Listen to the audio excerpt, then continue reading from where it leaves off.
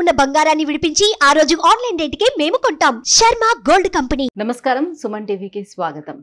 ద్వాదశ రాశుల వారికి ఆగస్టు మాసంలో నవగ్రహాల సంచారం ఎలా ఉంది, వాటి వల్ల ఎటువంటి ఫలితాలు ఏర్పడనున్నాయి, దానికి ఎటువంటి పరిహారాలను పాటించుకోవాలి, ఈ విషయాన్ని తెలియజేసేందుకు మనతో పాటు ఉన్నారు ప్రముఖ జ్యోతిష్య శాస్త్ర పండితులు, జ్యోతిష్య రత్న, జ్యోతిష్య చక్ర వైభవ నిపుణ డాక్టర్ రాళ్లపల్లి రవికుమార్ గారు. గురుగారు నమస్కారం. నమస్కారం. గురుగారు, ఈ ఆగస్టు మాసంలో ద్వాదశ రాశులకి ఎలా ఉండబోతుందో తెలుసుకునే ముందు నవగ్రహాల సంచారం ఏ రకంగా ఉందో తెలియజేస్తారా? తప్పకుండా. శరదిందు సమాకారే పరబ్రహ్మ స్వరూపిణి వాసరాపీఠ నిలయ సరస్వతి నమోస్తుతే. అందరికీ నమస్కారం. ద్వాదశ రాశుల్లో అంటే ఈ నెల ఆగస్టు నెల ద్వాదశ రాశుల్లో నవగ్రహాలు ఎక్కడ ఉన్నాయో ఇప్పుడు తెలుసుకుందాం. ముందుగా సూర్యుడు వచ్చేసి మనకి స్వస్థానమైన సింహరాశిలో ఉంటారు. అలాగే బుధుడు కూడా సింహరాశిలో ఉన్నారు. అలాగే శుక్రుడు కూడా ఈ నెల అంతా కూడా మనకి సింహరాశిలో ఉంటారు. అలాగే కుజుడు వచ్చి మనకి వృషభ రాశిలో ఉంటారు. గురువు వచ్చేసి మనకి వృషభ రాశిలో ఉంటారు. అలాగే శని స్వస్థానమైన కుంభరాశిలో ఉంటారు. అలాగే రాహు వచ్చి మనకి మీన రాశిలో ఉంటారు. ఇక కేతు వచ్చేసి మనకి కన్యా రాశిలో ఉంటారు. ఇవి ఈ నవగ్రహాలు ద్వాదశ రాశుల్లో ఈ నెలలు కూడా ఈ స్థానాల్లో ఉంటారు.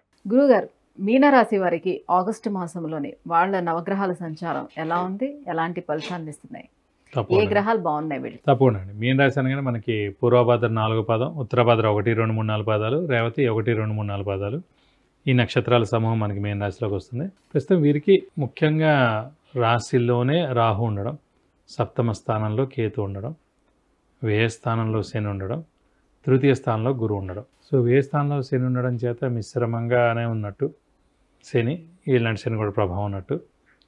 రాశిలోనే రాహు కాబట్టి 70% ఎఫెక్ట్ ఉంది. సప్తమ స్థానంలో కేతు 70% ఎఫెక్ట్ ఉంది. తృతీయంలో గురువు ఉన్నాడు కాబట్టి మిశ్రమంగా ఉన్నట్టు 50% బలాన్ని ఇస్తున్నాడు గురువు.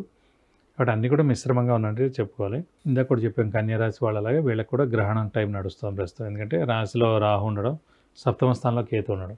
సో మీరు ఎంత సరిగ్గా ఉన్నా, ఎలా ఉన్నా, బెస్ట్గా ఉన్నా, అల్టిమేట్గా ఉన్నా, ఎంత సహాయ సహకారాలు చేస్తున్నా, ఎంత నమ్మకంగా ఉన్నా కూడా అవతల వాళ్ళకి అంత ఏం కనిపించదు. మీరు చేసే హెల్ప్ కానీ, మీరిచ్చే మాట కానీ, మీరిచ్చే ధైర్యం కానీ ఇవేవి కూడా అవతల వాళ్ళకి కనిపించవు. వాళ్ళు వాళ్ళ పని వాళ్ళు చేసుకుంటూ వెళ్ళిపోతారు. కానీ మీరేం హెల్ప్ చేయలేదు, మీరు ఆ మాట అని ఉంటే బాగుండు, మీరు అలా సహాయపడి ఉంటే బాగుండు, మీరు ఆ మాట చెప్పుంటే నాకు ఆ రోజు లైఫ్ సెటిల్ అయ్యేదని, ఇలా ఏవోటి అంటూనే ఉంటారు.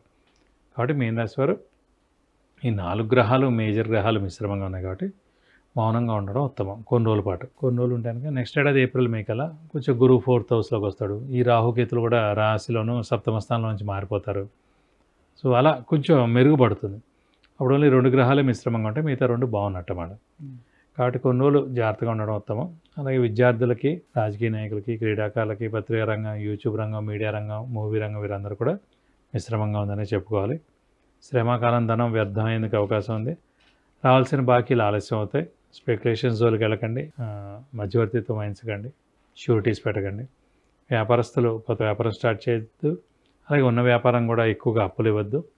జాగ్రత్తగా మీరు చేసుకుంటే మంచిది. లేదంటే నష్టం చవి చూడక తప్పదు. సో స్థానచలనం అయితే ఖచ్చితంగా ఉంటుంది అంటారా? ఖచ్చితంగా ఉంటుంది. ఎందుకంటే ఏళ్ళు నడుస్తుంది కాబట్టి ఖచ్చితంగా స్థానచలనం ఉంటుంది. ఇల్లు మార్పు కానీ, ఉద్యోగ మార్పు కానీ, లేదంటే ట్రాన్స్ఫర్ అవడం కానీ, లేదంటే వేరే ఊరు కొత్త జాబ్ ఎత్తుకుని వెళ్ళడం కానీ ఉండేందుకు అవకాశం ఉంది. మరి శని బాగాలేదు అంటున్నారు, మరి ఆరోగ్యపరంగా ఏదైనా శని బాలకపోయినా కూడా స్వస్థానంలో ఉన్నాడు కాబట్టి ఆరోగ్య విషయం బాగానే ఉంటుందండి, ఆయుష్ విషయం బాగానే ఉంటుంది. మిగతా అన్ని పనులు కూడా డిలే అవుతాయి అంటున్నాను. డిలే అవుతాయి, స్లోగా అవుతాయి. ఖచ్చితంగా రేపు జరగాల్సిన పని రేపు జరగదు, నెక్స్ట్ వీక్ జరగచ్చు అంటూ ఏం లేదు. ఖచ్చితంగా ఈ టైంలో జరగాలని. మ్యాక్సిమం ఆలస్యంగా జరిగేందుకు అవకాశం ఉంది. ఒకళ్ళ దగ్గర మీరు డబ్బులు తీసుకున్నారు, ఎల్లుండి ఇస్తున్నారు, కరెక్ట్గా ఎల్లుండి ఇవ్వలేకపోవచ్చు, నెక్స్ట్ వీక్ ఇవ్వచ్చు మీరు. సో దానివల్ల పేరు పోతుందా, ఆలస్యమైందనా, ఏమైనా అనుకుంటాడు, ఇవన్నీ అనవసరం. కానీ మనం అనవసరంగా మదన పడుతూ ఉంటాం అన్నమాట. అయ్యో ఇలా జరిగింది, ఇలా చేయకుండా ఉంటే బాగుండు, ఇలా ఇస్తే బాగుండు, అనవసరంగా అడగాల్సి వచ్చిందని అట్లా. మరి గృహ నిర్మాణాలు వంటి పనులు చేపట్టవచ్చు అంటారా వీళ్ళు? గృహ నిర్మాణాలు పని కూడా ఇప్పుడు వద్దండి. ఎందుకంటే తృతీయంలోనే ఇంకా గురువు ఉన్నాడు కాబట్టి. చతుర్థంలో గురువు వస్తే కనీసం గృహయోగం ఉంటుంది నెక్స్ట్ ఏడాది ఏప్రిల్ తర్వాత. ఇప్పుడు మటుకు అస్సలు వద్దు, దాని జోలికి అస్సలు వద్దండి. మరి ఇంకా ఎటువంటి పరిహారాలను వీళ్ళు పాటించుకోవాలంటారు? వీళ్ళకి మీన రాశి వారికి ముఖ్యంగా ఏంటంటే ఇప్పుడు రాశిలోని రాహు ఉన్నాడు కాబట్టి కొంచెం అమ్మవారిని ఎక్కువగా ఆరాధించడం, ప్రతి శుక్రవారం అమ్మవారి టెంపుల్కి వెళ్ళి 40 ప్రదక్షిణాలు చేయడం. అలాగే ఏలినాటి శని ఉధృతి కొంచెం ఉంది కాబట్టి ప్రతి శనివారం ఉపవాసం ఉండడం, అలాగే ఆంజనేయ స్వామిని, శివుని ఎక్కువగా ఆరాధించడం. అలాగే ఇంకా ఉధృతంగా ఉందనిపిస్తే మటుకు శనికి 19,000 సార్లు జపం చేయించి నల్ల నువ్వులు 200 గ్రాములు దానం ఇస్తే కనుక దోషం మొత్తం తొలగిపోతుంది. విద్య, ఉద్యోగం, వ్యాపారం, వాహనం, వివాహం, సంతానం, ఆరోగ్యం, ఐశ్వర్యం వీటన్నిటికి సంబంధించి విషయాన్ని తెలుసుకోవాలనుకుంటే కింద స్క్రోల్ అవుతున్నటువంటి నెంబర్కి వాట్సాప్ చేసి గురువుగారి అపాయింట్మెంట్ను పొందవచ్చు. గురుగారు, మీనరాశి వారికి ఆగస్టు మాసం అంతా ఈ రకంగా ఉండిపోతుంది. ఎలాంటి పరిహారాలను పాటించుకుంటే ఇంకా వాళ్ళకి బాగుంటుంది? ఈ విషయాన్ని తెలియజేసినందుకు ధన్యవాదాలు. నమస్కారం.